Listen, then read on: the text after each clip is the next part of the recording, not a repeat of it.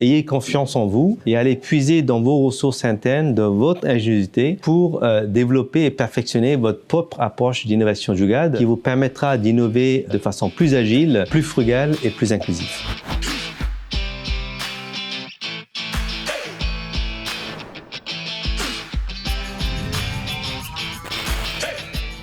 Je suis Navi Raju, je suis un conseiller essayiste en innovation et aujourd'hui je vais parler de l'innovation Jugaad avec le connecteur.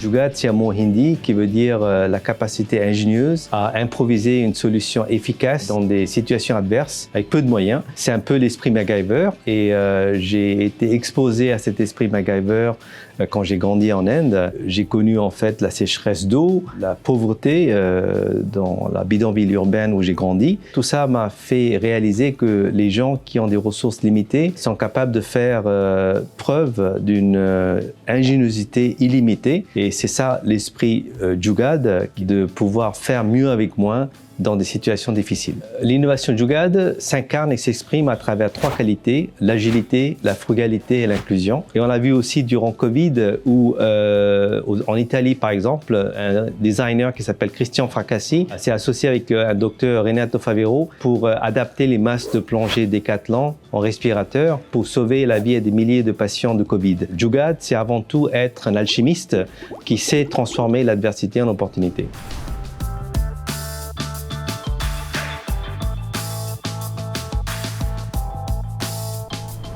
Decathlon, en fait, c'est une entreprise qui pratique le Jugaad depuis maintenant 10 ans. Ils ont créé une position au sein de Decathlon. C'est une fille qui s'appelle Anne-Sophie Pierre, qui est la référente en innovation frugale au sein du groupe, qui est en train de former les designers et les ingénieurs au sein de Decathlon, développer des solutions qui sont simples, abordables et durables. Et ce qui est fascinant, c'est qu'en Afrique, ils ont développé un ballon de football qui est ce qu'on appelle good enough, suffisamment bon, qui répond peut-être pas aux normes de qualité de la FIFA, mais qui offre suffisamment de qualité à un prix abordable afin de rendre le sport accessible au plus grand nombre, qui est la raison d'être de Decathlon.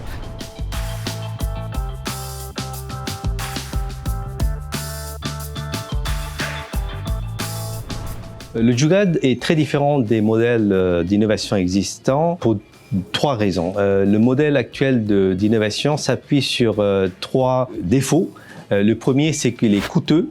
Deuxièmement, l'innovation se fait de façon très structurée, de façon très top-down. On l'a vu durant Covid, les modèles d'innovation en Occident manquent de flexibilité. On n'est pas capable de sortir de ces processus et d'innover de façon agile et d'improviser des solutions en cas de crise. Troisièmement, le modèle d'innovation actuel est très élitiste. On s'imagine qu'il n'y a que des ingénieurs sortis des grandes écoles ou d'écoles de commerce qui sont capables d'innover. Alors que l'innovation aujourd'hui se démocratise, on parle d'innovation ouverte. Donc le Jugaad finalement prend à contre-pied le modèle actuel d'innovation et démontre qu'il est possible d'innover avec peu de moyens, innover très vite avec beaucoup plus de flexibilité et troisièmement, innover de façon démocratique et de façon collaborative.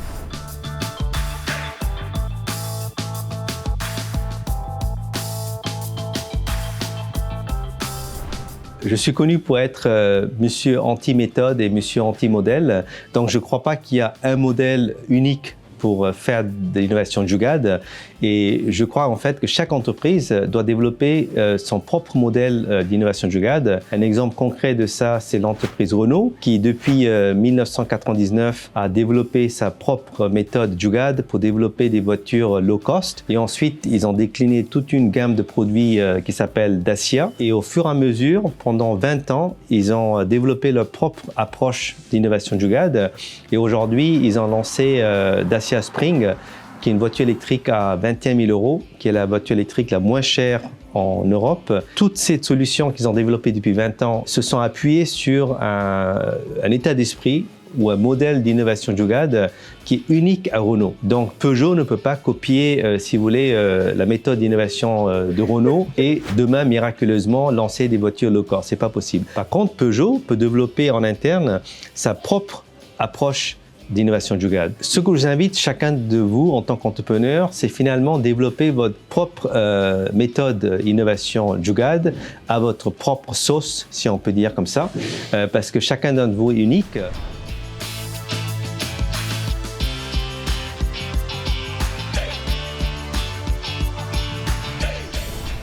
C'est pas une innovation qui est planifiée de Paris qui va permettre de renouveler notre pays. C'est plutôt des innovations territoriales qui émanent du terrain. Ça peut être au niveau des communes, ça peut être au niveau des villages, ça peut être au niveau des départements, voire des régions. Ce sont ces innovations ingénieuses qui sont portées de façon solidaire et collective par les citoyens, les entreprises, des ETI, des PME, des startups, mais aussi les collectivités qui vont pouvoir co-créer des solutions ingénieuses et frugales pour répondre à la double urgence sociale et écologique. Dans mon livre, à la fin, je dis « Vive les France, vive la République territoriale, vive la liberté, égalité, fraternité et la subsidiarité », c'est-à-dire finalement l'autonomisation du territoire pour pouvoir innover plus vite, mieux et à moindre coût.